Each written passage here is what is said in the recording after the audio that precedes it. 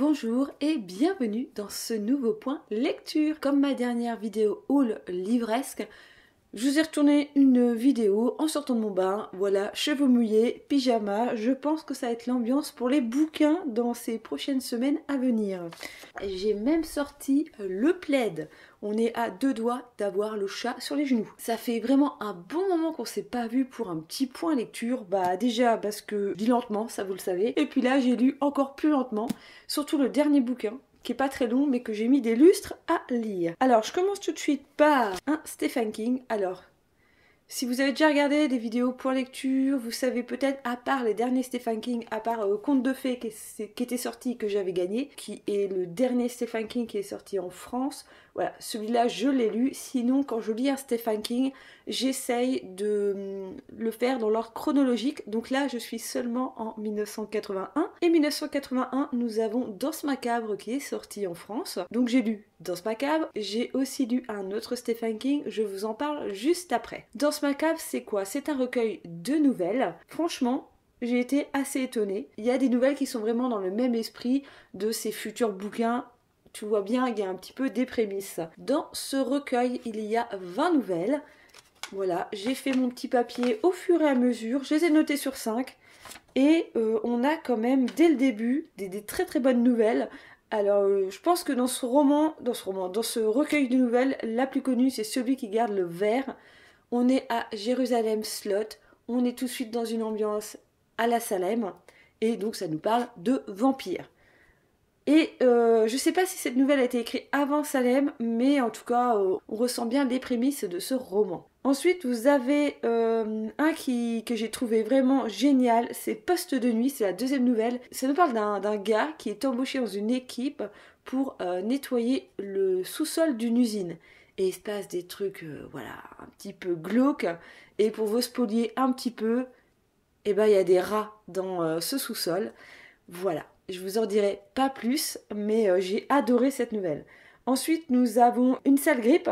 Ça m'a vraiment fait penser au Covid avec les variants, parce qu'en fait, c'est une histoire de grippe où il y a des variants, voilà, comme le Covid. Et j'ai trouvé trop courte, je trouvais qu'il y avait quelque chose de hyper intéressant en fait dans cette nouvelle, mais que c'était pas assez exploité. Alors c'est sûr que s'il la ressortait maintenant en l'exploitant un peu plus, on se dirait ouais c'est bon. Il s'est fortement inspiré du Covid et c'est bien dommage. La presseuse, j'ai bien aimé, c'est une machine dans une usine qui tue les gens. C'était assez sympa.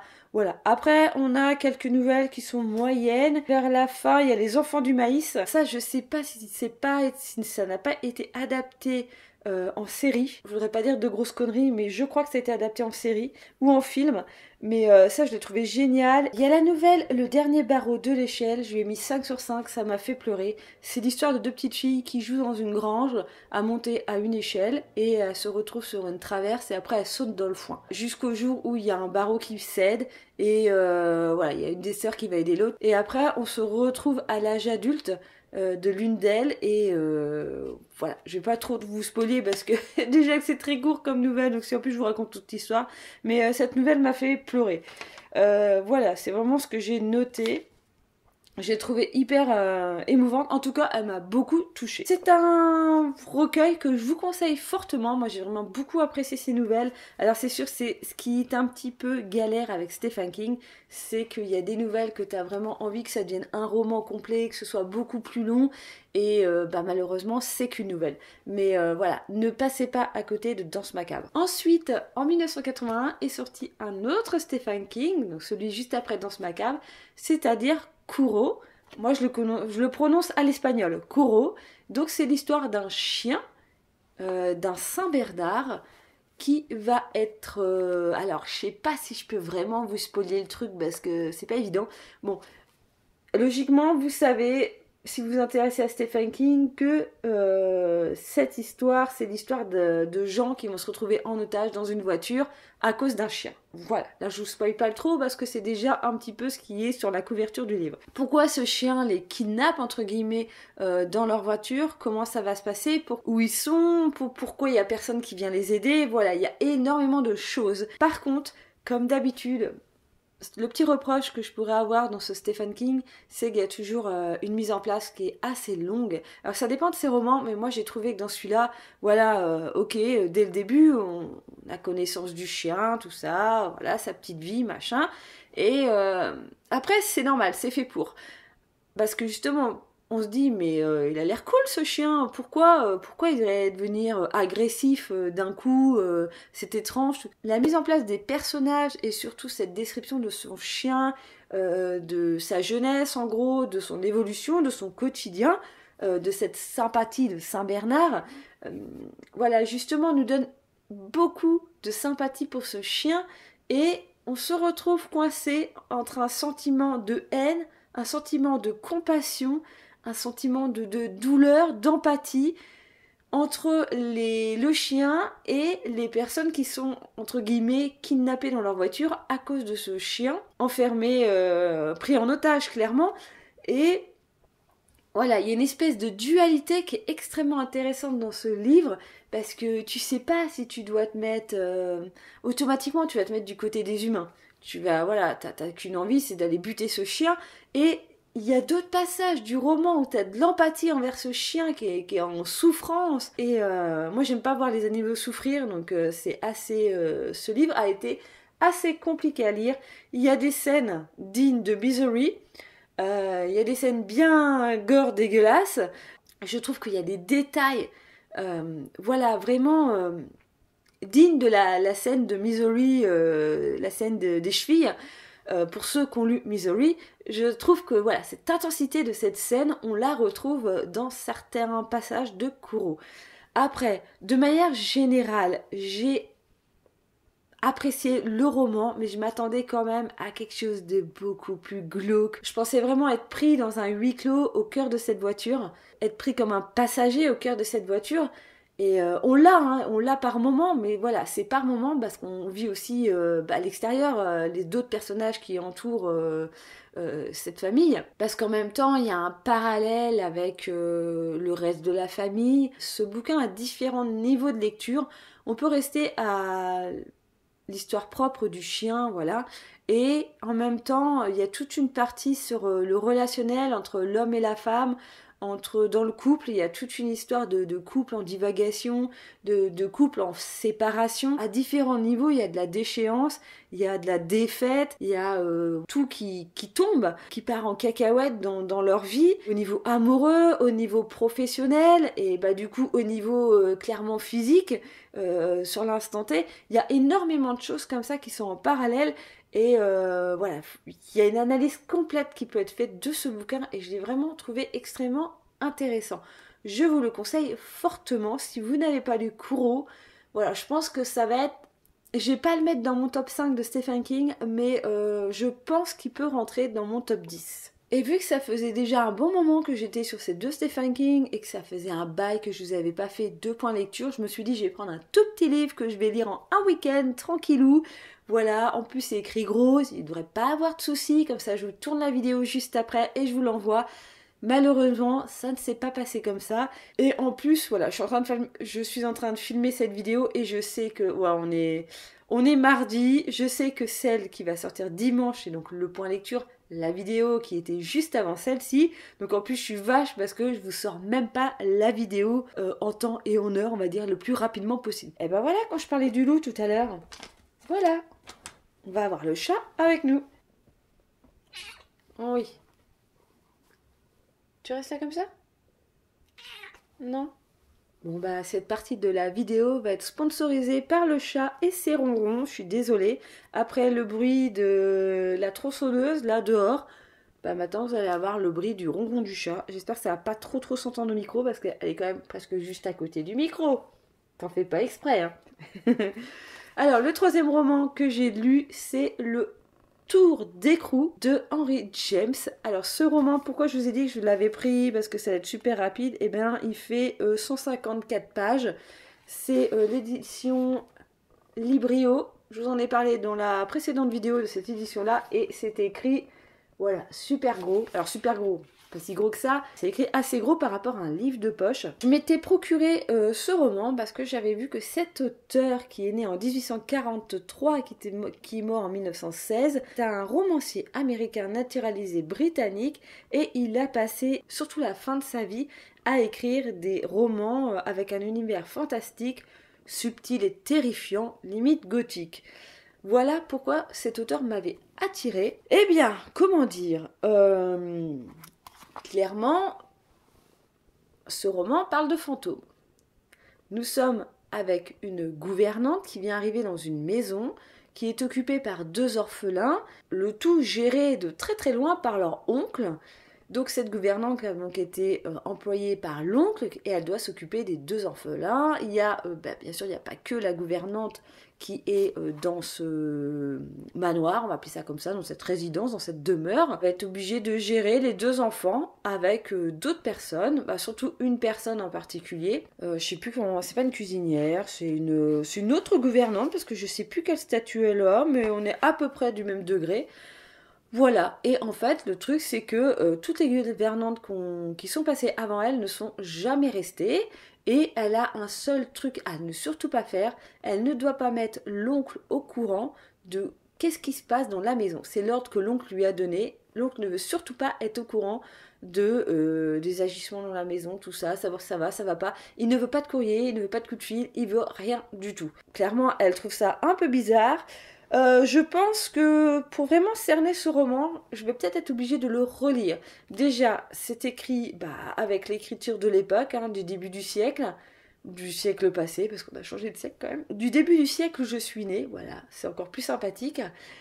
Et les phrases sont d'une complexité par moment où tu es obligé de te concentrer, de les reprendre dès le début pour vraiment comprendre ce qu'il veut dire, parce qu'il y a des trucs, c'est 5 lignes. Ok, il y a des virgules, mais c'est à rallonge. Il faut vraiment comprendre une écriture vraiment pas contemporaine, ce qui fait que c'est extrêmement compliqué à lire. Alors, personnellement, je trouve qu'un Victor Hugo est vachement plus simple à lire que ça. Qu'est-ce que je pourrais comparer avec ce que j'ai déjà lu d'époque? J'ai pas, là comme ça, j'ai pas forcément grand-chose. Que je regarde. Non, j'ai pas franchement grand chose, mais je crois que même La guerre des mondes de Wells, on doit être à peu près dans la même période, était vachement plus simple à lire que. C'est quoi son prénom? Que Henry James. Je sais pas, c'est. Voilà, il a pas une écriture facile. Alors après, la mise en ambiance est quand même assez sympa. On comprend qu'il y a une histoire de fantôme, mais clairement, pendant tout le roman, je me suis posé la question si la gouvernante qui venait d'arriver, c'était pas elle le fantôme, ou si c'était pas les gosses les fantômes, ou si les 2 fantômes, parce qu'en gros on nous parle de 2 fantômes, et si les 2 fantômes n'étaient pas plutôt des vivants et que c'était eux les fantômes. Bref, j'ai pas réussi à cerner exactement le fond de cette histoire, et malheureusement, je vais vous spoiler un peu, mais arrivé à la fin du roman, on n'en sait rien. On ne sait pas. C'est à toi de penser ce que tu veux sur ce roman, sur cette fin. Clairement, d'ailleurs, il n'y a pas une réelle fin. Je crois que ce roman a inspiré le film Les Autres, que c'est un film que j'ai en DVD et que j'adore éperdument. Et là, par contre, là, dans Les Autres, pendant tout le film, tu te poses des questions, mais tu comprends quand même au bout d'un moment que les rôles sont inversés. Mais dans ce roman, moi, je l'ai vu comme ça parce que j'ai vu le film avant. Mais apparemment, ce roman l'aurait inspiré en partie, mais je sais pas si j'aurais pas lu, si je n'aurais pas vu ce film avant d'avoir lu ce livre, franchement, je sais pas si j'aurais réellement eu cette pensée, si j'aurais vraiment percuté sur le fait de se dire est-ce que les enfants sont réellement vivants ou pas. Voilà. La fin, les dernières phrases de ce roman te posent énormément de questions. Tu ne comprends pas tout. C'est pour ça que je dis là, il faudrait presque que je relise tout pour voir s'il n'y a pas, par petits endroits, des petites touches. Parce qu'en fait, dans le film Les Autres, ok, c'était seulement inspiré, mais dans le film Les Autres, il y a quand même pas mal de petits éléments qui t'indiquent que rien ne va, que le monde est totalement à l'envers. Il y a beaucoup d'éléments. Alors que dans celui-ci, je sais pas. Et puis il y a une relation entre cette gouvernante, alors il y a une fille et un garçon en fait qu'elle doit garder, Et cette gouvernante a une relation bizarre avec le garçon. Au fil du roman, tu te demandes, c'est un peu louche. Surtout lui a une attitude vraiment bizarre. Je me suis même demandé si les gosses n'étaient pas des vampires et que ils étaient pas, parce qu'il a une façon de parler extrêmement adulte, une attitude extrêmement adulte par rapport à son âge. Je sais même plus si on dit leur âge au début du roman, mais je crois pas. Mais ça reste censé être des enfants qui vont à l'école. Mais ouais, du coup, je me suis posé la question si les gosses n'étaient pas des vampires, qu'ils étaient au courant de tout ce qui s'était passé dans cette demeure avant que cette gouvernante arrive et que c'était leur jeu de faire craquer la gouvernante pour qu'elle se barre en fait. Alors je sais pas si c'est moi qui est partie un petit peu trop loin dans une explication, mais clairement je suis restée assez dubitative avec ce roman. Je sais pas si parmi vous il y a déjà quelqu'un qui a déjà lu ce roman et qui aurait sa propre explication à me donner, mais moi je suis restée un peu, largement, c'est pas un peu, c'est largement sur ma fin, parce que j'aime bien les romans qui ont une fin ouverte, où tu peux te poser plein de questions, mais là il y a trop de questions quoi, il y a trop de questions, il n'y a pas du tout de réponse. Ce qui fait que, ouais, je sais pas. Là, je l'ai fini il y a 1 heure, donc c'est vraiment une sensation à chaud que je vous donne. Mais alors, je vous le conseille justement pour me donner un avis dessus et me dire ce que vous en pensez, vous, comment vous l'avez interprété. Mais sinon, ça s'arrête là. Hein. Sinon, vous pouvez passer largement à côté. Parce que même les apparitions de fantômes sont... il y a une petite ambiance, mais c'est léger. Je trouve qu'il n'y a pas... il n'y a pas cette ambiance gothique, vous voyez, tout cet environnement de brume, de paysage, tout ça. Ça reste énigmatique, au fond du jardin. Quelque chose qui apparaît. Près d'un lac, ça apparaît. Mais ça s'arrête là. Ouais, je sais pas, il y a quelques scènes qui sont un peu bizarres. La scène où Caro est étrange. Et c'est là que tu te poses la question, en fait, de savoir, de te dire, merde, est-ce qu'on est du côté des vivants ou du côté des morts, en fait. Mais je pense que ce roman, de toute façon, est fait pour, il y a une espèce de dualité. C'est pour ça que je vous dis, je pense qu'un jour, je vais le relire, me repencher dessus. Peut-être commencer à le lire en passant justement de l'autre côté et en pensant que c'est totalement l'inverse, peut-être que j'arriverai à percer la clé de ce roman, on va dire. Par contre, le tour d'écrou, je n'ai pas compris le titre. Peut-être que c'est la clé parce qu'il y a juste un 3/4 du bouquin.